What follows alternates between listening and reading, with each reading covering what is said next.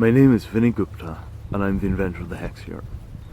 I'm speaking to you now from Organize, Hack, Make, which is a Dutch event about basically technology. Hackers, makers, all the people who work with technology and make things. This is a solar-powered trike. Lots of people are staying in tents. There's one Hexier on the other side of camp, which I'll try and show you guys later on. We have some marquees for things like showers. And there are about 4,000 people here. Today I did a long talk about really the future. It's getting very hard in the 21st century to talk about a durable peace. The notion of a long-term, prosperous, happy, stable future for everybody is almost gone from our political dialogue. At the end of the 1980s, when the Cold War ended, it seemed like we might enter a period of real peace and prosperity for the entire world. The expected economic growth from a peacetime American economy seemed like it could potentially produce enough surplus value to pay for the R&D and potentially bear some of the straight costs of providing for the entire world. After 9/11, the enormous cost of the wars stalled American progress. Money didn't go into profound R&D because it was becoming risk averse. A lot of very talented people wound up fighting wars or building tools for people who fighted wars rather than focusing on either direct human welfare or economic growth, which in most people's minds is a long-term route to welfare.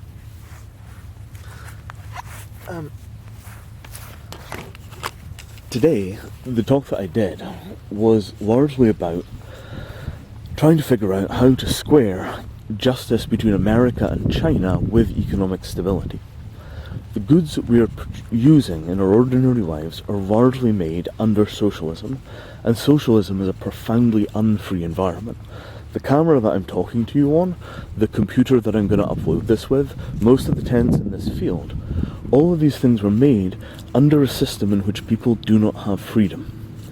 And it's our extensive collaboration and codependence with non-free regimes which is putting such appalling pressure on our democracies. And I've been trying to find a way of saying this for years, but it wasn't until I looked at the Hexier on the other side of camp today that I really understood it. I feel responsible for every human being that lives in a Hexier or near one. I do not know whether the materials that you pick will keep you safe. I'm not an engineer of buildings. I don't know the details that structural engineers know for whether it will blow down. I don't know the construction detailing that a responsible central planner would know for things like flammability and access for fire roads. I invented the thing as an amateur. I knew some geometry and I wanted to help. But I always expected that other people would come along and that they would professionalize this. They would figure out how to do the insurance, they would figure out how to build them safely, they would do the risk, the fire, all of the other kinds of assessments that were necessary. I assumed that regulators would come and help with this stuff, and so far it hasn't happened. What I realized about the Chinese situation is this. It is not possible for us to coexist in a world where so many people are not free. But it's also not possible for us to survive another superpower conflict. The technology is too advanced and the time is too late. We need a peaceful negotiation down from the precipice at which we stand so we can get back to providing a basically decent standard of life for everybody. This is not a refugee camp, this is people having fun on a weekend.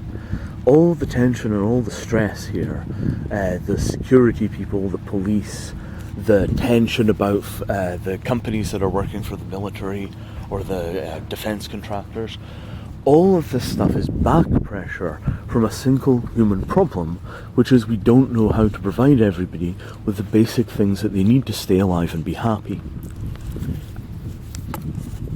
But we do. We have the technology. We figured out the technical parts of this in the 80s. The engineers are ready to deliver utopia if the politicians will let them. I want to say this again. The engineers are ready to deliver utopia if the politicians will let them. All of the good things that you have in your life came at some level from engineering. And engineering is the art and science of taking the material things in front of you and rearranging them to provide you with what you need to survive or flourish. If you go beyond survival and flourishing and make something which is beautiful and wonderful, you're an artist. You've gone beyond the simple functional engineering. But the simple functional engineering is what's keeping us all alive. It's providing the platform on which the art could be created one day. Now, I'm beginning to get old, right? I knew that when I started the Hexier project, it was going to take something like 15 years, a generation, to get to the point where we could put them in a refugee camp once, under the governance of some kind of body like the UN or the Red Cross that is responsible for people's lives, and we could see if it worked at scale. Right? That kind of long view thinking, right, it's only the beginning of the long view that we need to handle climate, population, and all of the risks associated with new technology. The same way that most people feel about Monsanto is the way that many people feel about nanotechnology, biotechnology, that these things are inherently bad. The ability to discriminate between what new technology is good for us and bad for us is very, very rare. We know this because we're not regulating technology effectively, and we're very bad at saying no to new technologies. We keep winding up with things which are supposed to make life better and make them worse. I am afraid the Hexier will be like that. I'm afraid that it will be the next tower block, that it will be an ultra-low-cost building system that is used to warehouse the poor. But as an engineer, I also knew that I had a cheap, efficient way of turning basic raw materials into housing for people. I cannot do the rest. I cannot make the political decisions. I cannot do the credentialing that is required, because one engineer is no engineer. You have to check each other's work, you have to look for signs of vested interest or self-interest, you have to find the places where people are fooling themselves because they're in love with an idea. The openness of the processes by which we design civilization is key to our ability to not make mistakes. This is why the secret state must be confined to making decisions in a very small area, even if those decisions must be very secret. But when you start making the large-scale governance decisions in secret, if there is folly, it will go undetected until it is wrought at an immense level. The future. As far as we know, up there is no life. There's nothing above us but infinite space and the infinite horizon of hope of humanity. And when I say humanity, I don't just mean the apes that we happen to be. When I say humanity, what I mean is all life on Earth belongs in the stars, and it's our generation that will decide it.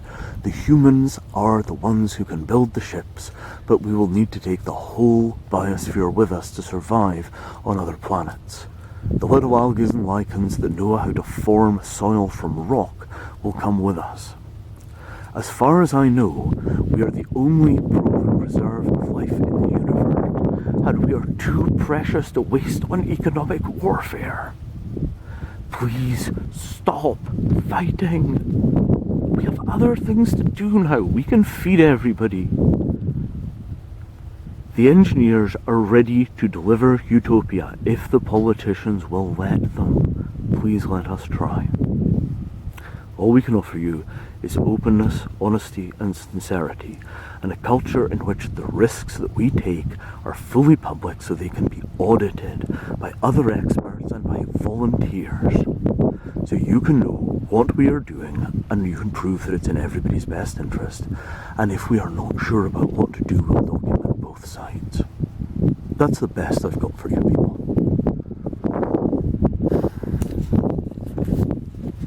Now can we please try and make this a planet worth living on?